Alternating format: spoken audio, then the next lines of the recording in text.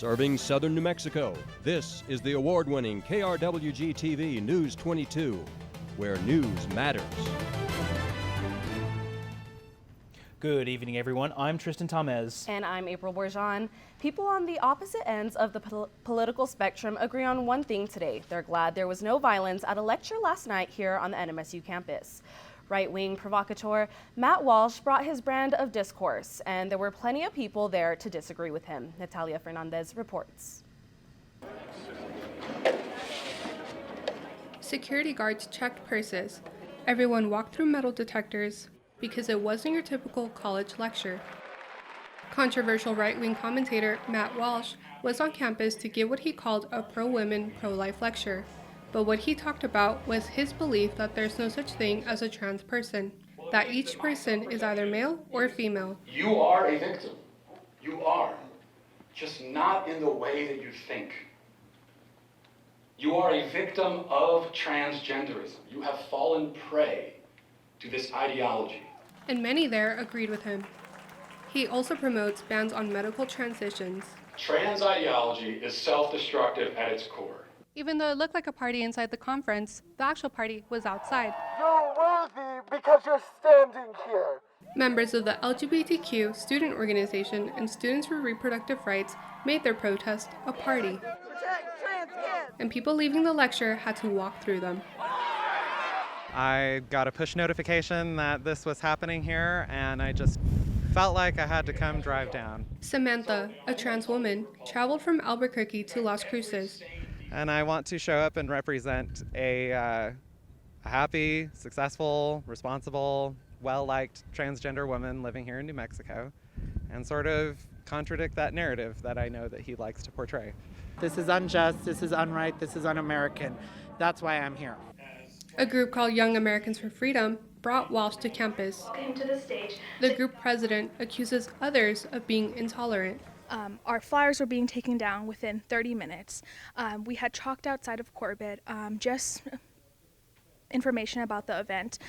It was being wiped off overnight, sometimes within a matter of hours. It just goes to show who's the tolerant ones on campus. We do not mess with their chalk. We do not mess with their flyers, but ours are taken down within 30 minutes or so. But Walsh's opponents say there's no way to tolerate his ideas. A university campus should support and promote inclusivity, and I'm not sure that bringing someone to campus who is giving a hate speech essentially on a marginalized group promotes inclusivity. One protester says Walsh wants to limit the rights of people he disagrees with and says everyone has a right to be happy. Well, just love each other, man. Natalia Fernandez, News 22. Walsh has branded himself Transphobe of the Year in his Twitter bio and claims that his group are guerrilla fighters in the culture war. We will have updates on this story as we get more information. Thankfully, the winds died down a little bit today. Let's take a look at our current conditions. And for the current conditions today, we did have sunny skies with a temperature of 58 degrees. We had quite a breeze coming in from the southwest at 4 miles per hour, a humidity of 8%, a dew point of 4, and a barometer of 29.99 inches. For our high temperature today, we are at 59 degrees, while our low temperature happened early in the morning at 30 degrees, leaving us with an average temperature of 79 degrees. Our record high temperature occurred in 2021 at 92 degrees, while in 1970 we had a record low temperature of 29 degrees. Today it did not rain at all, so we have a yearly rainfall of 0.57 inches. That's all for your current conditions, but join me later for a look at your national forecast. Another big name took the stage at New Mexico State University this morning. NMSU hosted a discussion between students, state officials, and community members with Secretary Pete Buttigieg from the Department of Transportation. Students were able to ask questions on infrastructure projects and present ideas to Buttigieg on ways the department can improve job opportunity and sustainability. First and foremost, I was extremely appreciative to be here. It was amazing to be part of such fruitful discussion. The main takeaway was just that we have a lot of work to do here at NMSU, especially in terms of transportation. The Secretary's visit is part of the Biden-Harris administration's Investing in America tour that highlights the improvements that the infrastructure law will make across the country. Shale oil producer Ovintiv is buying out the Permian Basin assets of 3 different companies in a $4.3 million deal. The Delaware-based company, oil and gas company, is focusing on drilling in the southeastern part of New Mexico as well as West Texas. The deal was announced Monday and saw Ovintiv acquire nearly 65,000 acres of largely undeveloped land. We want to warn you, there is some video in the next story that may be upsetting to some viewers.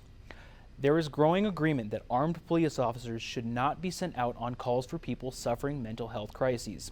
And now, the Las Cruces Fire Department is taking it a step further. They're trying out a new program to send mental health professionals instead. News 22's Christian Cruces reports.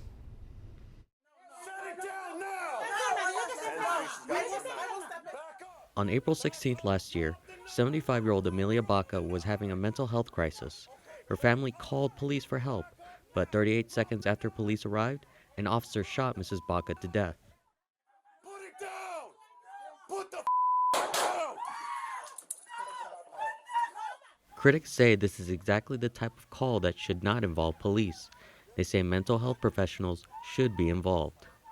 We obviously identified a need, and now we identified a solution, and that's where the team kind of came about, because of need for our community. It's called Project Light. It stands for Lessen the Incidence of Grief, Harm, and Trauma. A lot of times that we would go to these individuals, they get medically cleared, but then they end up getting transferred or transported to the emergency room. And that's not really where they're going to receive the true help they need when it's a mental or behavioral issue. The fire department received about $1 million in federal funding to launch the project and keep it going for a year.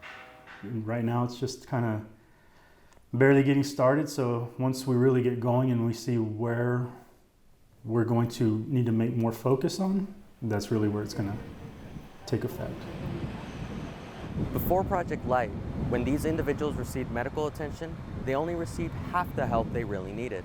Now, with a team comprised of a paramedic and a social worker, they can provide the full length of service needed.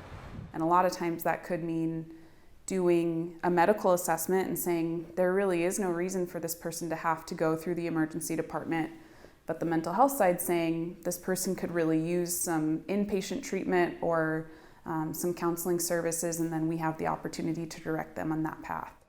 The fire department hopes after a successful year, the city council will continue funding the program. Christian Cruces, News 22. Stay tuned. April will be back with your national weather forecast. Welcome back. You're watching News 22 Wednesday, where news matters. Now that the legislative session is over, New Mexico Governor Michelle Lujan Grisham is signing bills. Yesterday, she signed legislation to prohibit the use of prescribed wildland fires during periods of increased risk of fire danger. It's a response to devastating 2022 wildfires in New Mexico. The governor also signed bills that expand benefits for relatives of firefighters who die in the line of duty. Another signed bill would improve public instructions for use of the drug naloxone that reverses opioid overdoses. It's been pretty dry out here lately. Any chance of rain, April? Well, not here tonight in New Mexico, but our first national map of the night indicates the places with the best chance of severe thunderstorms. Specifically, the red areas will show that Arkansas, Missouri, and the border of Illinois and Iowa could reach up to 58 miles per hour winds. And for your second national map of the night, we're showing the rain and snow forecast for the next 48 hours, specifically in the eastern part where the green areas indicate the best chance of rain, while in the southeastern part of Texas going into Louisiana, they're expecting up to 3 inches of heavy rainfall. That's all for your national forecast. Now back to the desk.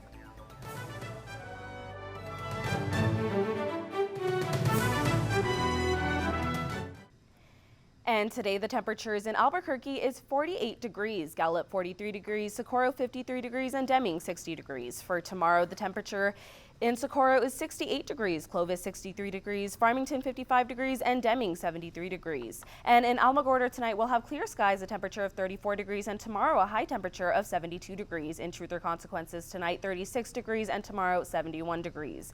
And in Silver City tonight, clear skies as well, 31 degrees, while tomorrow we're at 67 degrees.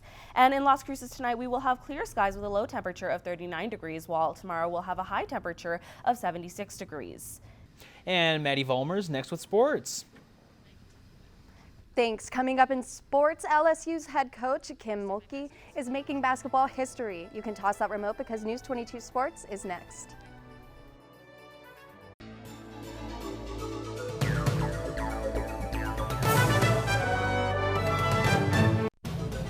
This is KRWG-TV News 22 Sports. Welcome back. I'm Maddie Vollmer, and let's talk sports. Aggie freshman Ana Penavia had a stellar weekend. She helped lead the Aggies to a perfect 2-0 record in WAC play. Penavia earned a recognition as WAC Players Single Player of the Week. The Ukraine native secured 2 wins at the #1 position for the Aggies while dropping just 5 total games across 4 sets against the top players from Sam Houston and Stephen F. Austin. Penavia and the Aggies will be back in action this weekend as they hit the road to take on Abilene Christian and Tarleton on Thursday and Saturday. The Aggies will conclude their road trip with a match against Baylor on Sunday. Over the weekend, Aggie duo Jordy Visler and Ior Openseco have been named the WAC Doubles Team of the Week. Immediately following a 2-0 weekend that included one of their most impressive wins of the season. With the 2 wins, Visor and Openseco now hold the highest win total of any Aggie doubles team at 6 victories. Meanwhile, they are one of the only 3 doubles teams in the WAC with a perfect 2-0 record. The Aggies men's tennis team will resume competition tomorrow when they hit the road to face UTRGV. The Aggies will take on UT Arlington on Saturday before concluding their season April 16th against Abilene Christian. Louisiana State University beat Iowa Sunday night in the National Women's Basketball Championship in a thriller that featured LSU's Angel Reese and Iowa's Caitlin Clark. Head coach Kim Mulkey made history by being the first female coach to win a national championship as a player, assistant coach, and head coach.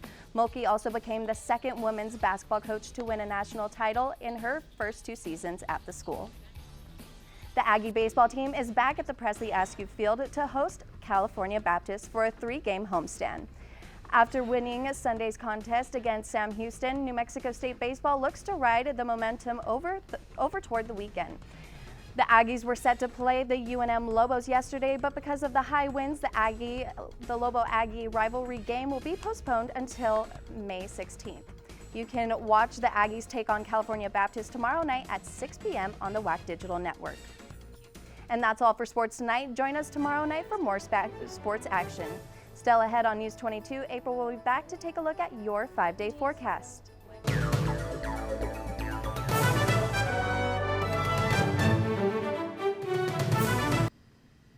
Let's take a look at our top stories. Controversial right-wing political commentator Matt Walsh paid a visit to NMSU and spurred a substantial student protest. Pete Buttigieg came to the NMSU campus yesterday. His visit was a part of the Biden-Harris Investing in America tour. And make sure to take care of your back while gardening. Health experts have provided some useful tips to avoid back injuries. Now let's take a look at our 5-day weather forecast. And starting off, we're sunny throughout the entire week with a few clouds on Friday and Sunday. Our high temperatures are from 74 all the way to the highest temperature, which is 88 on Sunday. Our low temperatures range from the low 40s to the low 50s. That's all for your 5-day forecast. Back to the desk. And that's all for News 22 Wednesday. Thank you everyone for joining us tonight. Tune in tomorrow night for more news. I'm April Bourgeon. And I'm Tristan Tomez. And from the whole News 22 team, April, Maddie, and myself, good night.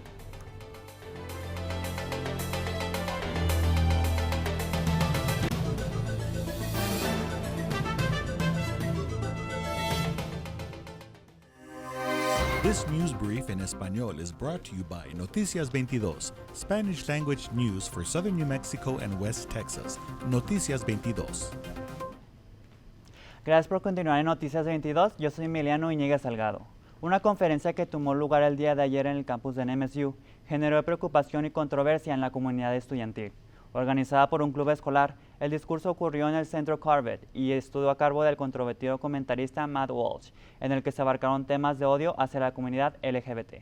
En un comunicado emitido por el rector de la universidad, Dan Arbizu, se dio a conocer que NMSU fomenta la libertad de expresión y la reunión pacífica, aunque los temas de discusión puedan tener impactos negativos en algunos miembros de la comunidad. Y como se mencionó también, el derecho a la libertad de expresión está reconocida y protegida por la Constitución de los Estados Unidos. Como resultado, más de 150 manifestantes se reunieron para protestar en contra de este evento, el cual ha sido considerado como uno de los movimientos sociales más grandes en las últimas décadas dentro del campus. Aunque la política de NMSU está a favor del intercambio libre de ideas, se reconoció que la organización estudiantil demostró gran pasión y dignidad en su contraevento. También se recordó que NMSU ofrece servicios de asesoramiento en el Centro de Salud y Bienestar Aggie. El equipo de rescate técnico del Departamento de Bomberos de las Cruces rescataron a un excursionista en las montañas Órgano el sábado pasado. Poco después de la 1 de la tarde, el equipo de búsqueda y rescate ayudó a una mujer de 44 años que resultó herida tras una caminata en el área recreativa de Aguirre Springs. La víctima se ubicó a una altura de más de 6.500 pies y con heridas que no ponían en peligro su vida. Después de la extracción, se le transportó a un hospital local en el que se está recuperando. Esto ha sido todo por mi parte, que tengan buenas noches.